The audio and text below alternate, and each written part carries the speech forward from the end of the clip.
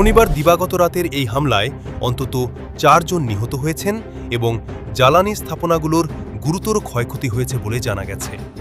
রবিবার 8 মার্চ ইরানের জাতীয় তেল উত্তোলন ও বিতরণ কোম্পানির শীর্ষ নির্বাহী কেরামাত বিএস কারামি দেশটির সরকারি টেলিভিশন চ্যানেলে দেওয়া এক সাক্ষাৎকারে এই হামলার কথা জানান।